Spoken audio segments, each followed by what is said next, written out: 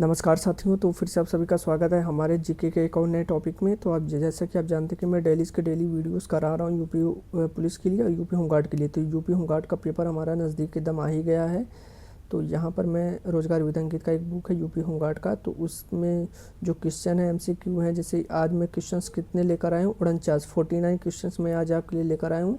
तो आपसे एक रिक्वेस्ट की वीडियो को लास्ट तक दिखेगा और यहाँ पर जितने भी प्रश्न हैं उसका जवाब देने की आप कोशिश करिएगा। फिर देखते हैं कि आप कितने प्रश्नों का सही सही जवाब दे पाते हैं। तो ठीक है, तो इनकी बुक भी आप परचेज़ कर सकते हैं, फ्लिपकार्ट पे, अमेज़ॉन पे उपलब्ध है। ठीक है, यूपी होमगार्ड के नाम से आपने देखा ही होगा, रोजगार विधांकित का। तो चलिए शुरू करते हैं पहली प्रश्न बिना किसी देरी के। आज का जो हमारा टॉपिक होने वाला है, आंतरिक सुरक्षा और आतंकवाद होने वाला है। चैप्टर का नाम है आंतरिक सुरक्षा और आतंकवाद। तो पहला ही हमारा प्रश्न स्क्रीन पर देखिए कौन सा है कि जो भारत में आंतरिक सुरक्षा है, यानी जो इंटरनल सिक्योरिटी होता है, उसका मेन दायित्व किस मंत्रालय के पास है? तो वो है गृह मंत्रालय के पास। आपने देखा होगा 10 नवंबर 2025 को ही जो लाल किले दिल्ली में, देश की राजधानी दिल्ली में, जो लाल किले के सामने ही, मतलब रोड पर ही, जो सुसाइड बॉम्बिंग हुई थी, तो उससे बहुत से लोग मारे गए थे और बहुत से लोग घायल भी हुए थे।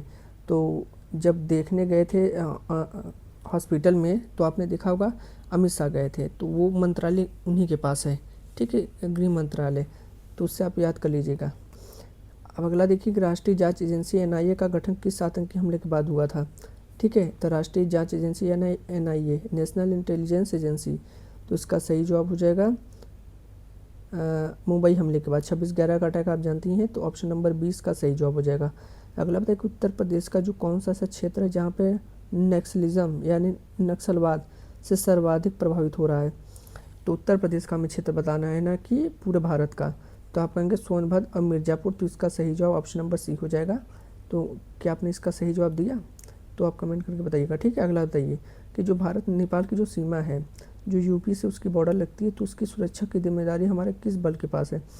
BSF, border security force, SSB, ITBP या सीआरपीएफ? तो इसका सही जवाब हो जाएगा एसएसबी के पास है। भारतीय सीमा यानी जो भारत और नेपाल के बीच की जो सीमा लगती है, उसकी सुरक्षा की जिम्मेदारी हमारे एसएसबी बल के पास है। ठीक है, अगला देखिए, यूएपीए का उद्देश्य क्या है? यूएपीए का मतलब होता है अनलॉफुल एक्टिविटीज़ प्रिवेंशन एक्ट। लाया गया था, किसके लिए लाया गया था? तो गैर कानूनी गतिविधियों की रोकथाम के लिए लाया गया था। यानी जो गैर कानूनी, जो इलीगल तरीके से काम होते हैं, उनको रोकने के लिए एक अधिनियम लगाया था, यूएपीए एक्ट। ठीक है, अगला देखिए यहाँ पर अगला प्रश्न, यहाँ पर आपका छठा प्रश्न है, क्या कर रहा है कि जो ब्लैक कैट कमांडो है, ब्लैक कैट कमांडो किसे कहा जाता है? एनएसजी को, एसबीसी को, R20 को, R12 को, सॉरी, या कोबरा को? तो एनएसजी को ही ब्लैक कैट कमांडो कहा जाता है। तो ऑप्शन नंबर इसका 20 सही जवाब हो जाएगा। अगला प्रश्न बताइए कि उत्तर प्रदेश पुलिस की आतंकवाद निरोधक इकाई का क्या नाम है? जैसे पूरे भारत के लिए बात करें तो एक तरीके से इंटेलिजेंस एजेंसी आप देख लें तो सॉरी, पूरे भारत के लिए देख लें तो एनएसजी है। ठीक है, NSG commando, black cat commando. इसी तरीके से उत्तर प्रदेश की आतंकवाद को रोकने के लिए किस यूनिट का नाम है? कौन सी यूनिट? एटीएस। ठीक है, ऑप्शन नंबर इसका 20 सही जवाब हो जाएगा। ठीक है, हवाला क्या है? तो ऑप्शन बताइए, 8वां का प्रश्न, क्या सही जवाब क्या हो जाएगा? हवाला का मतलब होता है किसी तरीके, इलीगल तरीके से क्या अवैध, इनवैलिड तरीके से धन का स्थानांतरण, यानी अवैध, यानी क्या बोलते हैं हम, स्थानांतरण का मतलब होता है कि कहीं धन को पहुंचाना, एक तरीके से बोलते हैं पार्सल करना, एक तरीके से बोलते हैं। ठीक है, तस्करी करना अवैध तरीके से। ठीक है, इलीगल। अगला बताइए कि साइबर आतंकवाद के लिए जो आईटी एक्ट सन 2000 है, उसके लिए कौन सी धारा दंडित करती है? साइबर क्राइम, साइबर जैसे हो गया आपके साथ, आपका कोई हैक कर लिया, कोई फेसबुक हैक कर लिया, व्हाट्सअप हैक कर लिया, कुछ भी ऐसा हो सकता है, या किसी देश पर किसी कंप्यूटर सिस्टम में ऐसा साइबर आतंकवाद हो गया, तो उसके लिए एक्ट है सन 2000। तो उसके लिए कौन सी धारा दंडित करती है? तो वो धारा है 66 का एफ। ऑप्शन नंबर इसका बी हो जाएगा। अगला बताइए कि भारत की विदेशी खुफिया एजेंसी कौन सी है? External intelligence agency. तो एक्सटर्नल बात किया गया ना, ताकि ना कि इंटरनल। तो अगर एक्सटर्नल की बात करें तो हमारा रॉ है, जिसको RNW बोलते हैं, रिसर्च एनालिटिकल विंग्स। ठीक है, तो ऑप्शन नंबर इसका सी सही जवाब जाएगा। सीबीआई नहीं है, एनआईए अंदर की जांच करती है, सीबीआई भी अंदर की है, आईबी भी अंदर की है भारत के अंदर। ऑपरेशन ग्रीन हट का संबंध किससे? वृक्षारोपण से, नक्सलवाद के खिलाफ कार्रवाई से, जाली नोट पकड़ने से, या प्रदूषण नियंत्रण से, तो बताइए गिरहमा का सही जवाब क्या हो जाएगा। तो गिरहमा का सही जवाब हो जाएगा ऑप्शन नंबर बी, नक्सलवाद के खिलाफ कार्यवाही से ऑप्शन नंबर 20 का सही जवाब हो जाएगा। अगला बताइए, भारत में आंतरिक खुफिया जानकारी यानी इंटरनल इंटेलिजेंस जुटाने का कार्य अंदर की बात तो बात करें तो आईबी होती है। ठीक है, आईबी इसका सही जवाब ऑप्शन नंबर बी सही जवाब होगा, इंटेलिजेंस ब्यूरो। अगला बताइए कि राष्ट्रीय सुरक्षा अधिनियम एनएसए किस भाषा में रासुका कहते हैं, किस वर्ष बना था ये एनएसए, नेशनल सिक्योरिटी एडवाइज़र। नहीं नहीं नहीं, एनएसए तो लगता है वो तो अलग है, एनएसए नेशनल सिक्योरिटी एक्ट। तो ऑप्शन नंबर इसका क्या हो जाएगा 1990, सन 2000, 1975। तो बताइए 13 का ऑप्शन नंबर ये हो जाएगा। एनएसए किस भाषा में रासुका कहते किस वर्ष बना था, तो 1980 में एनएसए बना था। ठीक है, अगला बताइए, कोबरा बटालियन किस केंद्रीय बल का हिस्सा है, किस सेंट्रल बल का मतलब हिस्सा भी है, सबका है, सीआईएसएफ का, सीआरपीएफ या एसएसबी। तो कोबरा, तो 14 किसका बी हो जाएगा, सीआरपीएफ का। ऑप्शन नंबर बी सही जवाब हो जाएगा। स्लीपर सेल आपने सुना होगा, रुकिए थोड़ा,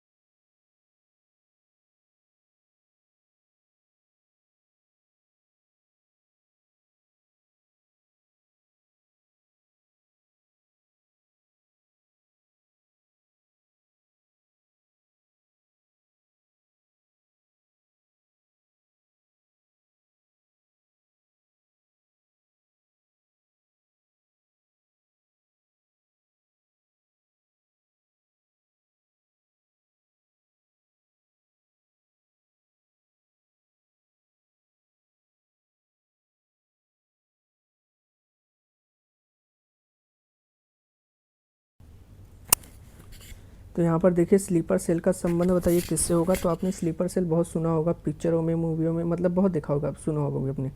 तो ये आतंकवादियों का गुप्त समूह होता है जिसे स्लीपर सेल कहते हैं। ठीक है, ऑप्शन नंबर इसका बी सही जवाब हो जाएगा। अगला यहाँ बताइए, धन संशोधन यानी मनी लॉन्ड्रिंग जो होती है उसके रोकने के लिए भारत में कौन सा अधिनियम है, आईपीसी 420 या पीएमएलए, फेमा या कोफेपोसा। तो 16 का क्या हो जाएगा, तो 16 का ए हो जाएगा पीएमएलए, मनी लॉन्ड्रिंग को रोकने के लिए भारत में एक अधिनियम है पीएमएलए। ठीक है, ऑप्शन नंबर ए इसका सही हो जाएगा। बताइए कि लोन वुल्फ अटैक का अर्थ क्या होता है, भेड़िए का हमला नहीं। तो इसका मतलब होता है कि किसी एक व्यक्ति द्वारा बिना किसी समूह के आतंकी हमला करना, लोन वुल्फ अटैक बोलते हैं उसे। तो 17 का 20 का सही जवाब हो जाएगा। ठीक है, ये वाला। अगले यहाँ बताइए 18वां क्वेश्चन, ईडी जो होती है प्रवर्तन निदेशालय का मुख्य कार्य का, ईडी आपने सुना होगा, उसके घर पे ईडी पड़ गई, तो उसका मतलब ये होता है कि आर्थिक अपराध और मनी लॉन्ड्रिंग की जांच करना, ये ईडी का काम है। ऑप्शन नंबर इसका बी सही हो जाएगा, 18 का बी।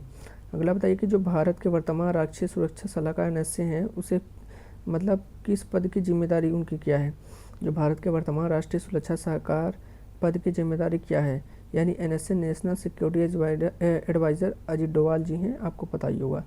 तो 19वां किसका बी हो जाएगा, प्रधानमंत्री को सुरक्षित मुद्दों पर सलाह देना, सेना का नेतृत्व करना नहीं, गृह मंत्री का सचिव होना नहीं, विदेश नीति बनाना, यह भी पूरी तरीके से सही नहीं होगा। जो वर्तमान मतलब पद की जिम्मेदारी उनकी क्या है कि प्रधानमंत्री को सुरक्षा मुद्दों पर सलाह देना।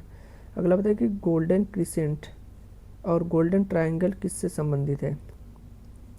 तो 20 का इसका सही जवाब क्या हो जाएगा, अफीम और नशीले पदार्थ को तस्करी के रास्ते। तो ऑप्शन नंबर इसका 20 सही जवाब हो जाएगा। अगला बताइए कि 26/11 मुंबई हमले में जिंदा पकड़े गए आतंकी का नाम। तो ये तो आपको पता ही होगा, अजमल कसाब। तो मुंबई में जिंदा पकड़े गए आतंकी, तो ऑप्शन नंबर 21 का बी हो जाएगा। अगला बताइए कि Uttar Pradesh STF special task force का गठन मुख्य रूप से किस खात्मे के लिए हुआ था। तो एसटीएफ आपने सुना होगा, स्पेशल टास्क फोर्स, उसका उत्तर प्रदेश में मतलब किस के खात्मे के लिए उसका यूज किया गया था, मतलब किस उसकी स्थापना किस लिए की गई थी। तो 22वां का बी हो जाएगा, श्री प्रकाश शुक्ला संगठित माफिया के लिए एसटीएफ की स्थापना की गई थी। श्री प्रकाश शुक्ला को आप जानते ही होंगे, बहुत ही बड़ा मतलब गुंडा था, ठीक है, आपको पता होगा। मतलब मैं इस पर टिप्पणी अच्छे तरीके से नहीं कर सकता, मुझे माफ़ करिएगा। तो माफिया के रूप में जाना जाता है, ठीक है। तो इसका सही जवाब हो जाएगा ऑप्शन नंबर बी। इसको दिल पे मत लीजिएगा, मुझे देखिए पूरी तरह से नहीं पता है, ठीक है। मतलब बाहुबली की तरह इनको मतलब इन्हें जाना जाता है, एक तरह से बोले तो, ठीक है। अगला बताइए कि CCTNS का पूर्ण रूप क्या है। तो 23वां का क्या हो जाएगा, 23वां का ए हो जाएगा, crime and criminal tracking network and system. तो ऑप्शन नंबर इसका ए सही जवाब हो जाएगा। अगला बताइए कि भारत में साइबर सुरक्षा की नोडल एजेंसी कौन सी है। तो NIC, CDSE, CRT मतलब इन। तो 24 का इसका हो जाएगा बी सही जवाब, CERT/EN, ठीक है। अगला बताइए कि रेड कॉरिडोर का संबंध किस समस्या से है। तो रेड कॉरिडोर का समस्या मतलब किससे है। तो 25वां का क्या हो जाएगा, ए सही जवाब हो जाएगा, माओवाद और नक्सलवाद। तो ऑप्शन नंबर इसका ए सही जवाब हो जाएगा। भारत का सबसे पुराना अर्धसैनिक बल यानी पैरामिलिट्री फोर्स आपने सुना होगा। तो 26वां किसका भी हो जाएगा, असम राइफल पैरामिलिट्री फोर्स है, ठीक है। Option number B. अगला बताइए कि फिशिंग जो है किस प्रकार का अपराध है। चोरी, डकैती, साइबर अपराध। तो फिशिंग एक साइबर अपराध है, कंप्यूटर से रिलेटेड, ठीक है। 27वां का भी। 28वां का देखिए, जाली भारतीय मुद्रा FICN का प्रसार किस प्रकार का खतरा है। सीधी सी बात है, आर्थिक खतरा है। तो ऑप्शन नंबर इसका बी सही जवाब हो जाएगा, ठीक है। ऑप्शन नंबर बी इसका सही जवाब हो जाएगा 28वां का। 29वां क्वेश्चन देखें, not grid national intelligence grid का उद्देश्य क्या है। तो 29वां का बताइए क्या होगा सही जवाब। तो खुफिया एजेंसियों के डेटाबेस को एकत्रित यानी इकट्ठा करना, वो नेशनल इंटेलिजेंस ग्रिड का काम है। अगला बताइए कि नक्सलवाद की शुरुआत भारत में किस स्थान से मानी जाती है। तो नक्सलवाद की शुरुआत आपने सुना होगा पश्चिम बंगाल से। तो ऑप्शन नंबर ए सही जवाब हो जाएगा। RAF यानी रैपिड एक्शन फोर्स का विशेष कार्य बताइए क्या होगा। तो इनका विशेष कार्य है कि जो दंगा हो रहे हैं उनको नियंत्रित करना, उनको कंट्रोल में करना। तो ऑप्शन नंबर इसका सी हो जाएगा। इनमें से कौन सा संगठन भारत में प्रतिबंधित है, यानी भारत में ऐसा कौन सा संगठन है जो बैंड है। तो ऑप्शन के अनुसार हमें देखना पड़ेगा। RSS जो कि अभी तक है, बजरंग दल भी है, BHP भी है, लेकिन CMI ये जो है ये बैन है भारत में, ये संगठन बैन है। तो आप देख लीजिएगा, ठीक है। लश्कर तैयबा किस देश का आतंकी संगठन है। तो लश्कर तैयबा और ये पाकिस्तान का है। लश्कर तैयबा हो गया, जैश ए मोहम्मद कौन सा उसका है। लश्कर तैयबा तरीके तालिबान, नहीं, कौन सा है। लश्कर तैयबा हो गया, और TRF एक हो गया, और एक कौन सा था पता नहीं, मुझे ठीक से याद नहीं है, मुझे माफ़ करिएगा। इंटरपोल का मुख्यालय बताइए कहाँ पर है। तो 34 का क्या हो जाएगा। तो इंटरपोल का जो मुख्यालय है वो 34 का, इसका बी सही जवाब हो जाएगा, लियोन में। लियोन कहाँ पे है, फ्रांस में है। तो ऑप्शन नंबर इसका बी सही जवाब होगा। डार्क वेब क्या होता है। तो इंटरनेट का वो हिस्सा जो सामान्य सर्च इंजन में छिपा रहता है। तो इसका सही जवाब ऑप्शन नंबर बी हो जाएगा। अगला बताइए कि आतंकवादी गतिविधियों को रोकने के लिए टाडा का कानून कब समाप्त किया गया। आतंकवादी गतिविधियों को रोकने के लिए 36 का क्या हो जाएगा, बी सही जवाब हो जाएगा, 1995 को। अगला बताइए कि पीपुल्स वॉर ग्रुप यानी PWG किस विचारधारा से संबंधित था। तो 37 का बी सही हो जाएगा, नक्सलवाद से ये भी संबंधित था। संसद भवन की सुरक्षा की जिम्मेदारी मुख्य रूप से किस विशेष बल के पास है। तो न तो दिल्ली पुलिस, न NSG, न CRPF। तो ये संसद सुरक्षा सेवा के पास है इसकी जिम्मेदारी, ठीक है। तो ऑप्शन नंबर इसका 38 का क्या हो जाएगा, 38 का बी सही जवाब हो जाएगा। अगला बताइए कि उत्तर प्रदेश के किस जिले में पुलिस से फॉरेंसिक यूनिवर्सिटी बन रही है। तो ये लखनऊ में बन रही है। तो 39 का क्या हो जाएगा, बी सही जवाब हो जाएगा। बोटनेट शब्द का संबंध किससे है। तो बोटनेट का संबंध है यहाँ पर साइबर हमले से। जीरो टॉलरेंस नीति का संबंध किससे। तो जीरो टॉलरेंस आपने सुना होगा। तो इसका 41वां का सही जवाब हो जाएगा। ये भ्रष्टाचार, अपराध, आतंकवाद के प्रति जीरो टॉलरेंस की नीति अपनाई जाती है। ऑप्शन नंबर ए हो जाएगा। अगला बताइए कि भारत में VIP की सुरक्षा का जो Z+ सिक्योरिटी होती है उसकी श्रेणी में ये सुरक्षा कौन प्रदान करता है। कोई तो होगा जो प्रदान करता हो। तो NSG और CRPF के कमांडोज। तो ऑप्शन नंबर 42वां का बी सही जवाब हो जाएगा। तटीय सुरक्षा यानी कोस्टल सिक्योरिटी के लिए जो कौन सा बल हमारे लिए जिम्मेदार है, मतलब कोस्टल सिक्योरिटी के लिए कौन सा बल जिम्मेदार है, तो बीएसएफ, आईटीबीपी, एसएसबी या भारतीय तटरक्षक बल। तो तटीय सुरक्षा के लिए आप जानते ही हैं यही होगा, भारतीय तटरक्षक बल। अपस्पा का कानून कहाँ लागू होता है, केवल जम्मू कश्मीर में, तो केवल जम्मू कश्मीर में। तो 44वां का क्या हो जाएगा, नहीं नहीं नहीं नहीं, अफसा जरूरी थोड़ी नहीं कि जम्मू कश्मीर में हो, सॉरी अशांत क्षेत्रों में। ऑप्शन नंबर इसका सी सही होगा। आईएसआईएस किस विचारधारा पर आधारित है, आईएसआईएस। तो 45वां क्या होगा जानते हैं, बी हो जाएगा, धार्मिक चरमपंथ और खिलाफत के लिए। मकोका कानून किस राज्य का है जिसे अक्सर संगठित अपराध रोकने के लिए उदाहरण माना जाता है, मकोका कानून किस राज्य का है, तो बताइए 46वां का क्या हो जाएगा, तो 46वां का बी हो जाएगा, महाराष्ट्र। अगला बताइए कि यहाँ पर लेफ्ट विंग एक्सट्रीमिज्म यानी LWE किसे कहा जाता है, तो 47 का बताइए क्या होगा सही जवाब, तो हो जाएगा वामपंथी उग्रवाद को रोकने के लिए। रैनसमवेयर क्या है, रैनसमवेयर एक तरीका क्या है, तो रैनसमवेयर का मतलब होता है फिरौती मांगने वाला एक मेलवेयर, एक वायरस होता है, ठीक है। ऑप्शन नंबर इसका ए हो जाएगा। पुलवामा आतंकी हमला किस सुरक्षा बल के काफिले पर हुआ था, तो आप जानते हैं सीआरपीएफ के काफिले पर हुआ, जिसमें हमारे 40 वीर जवान शहीद हो गए थे। तो इसका 49वां का बी सही जवाब हो जाएगा। तो ठीक है, ये आप एक काम करिएगा, फिर से एक बार इसका रिवीजन कर लीजिएगा।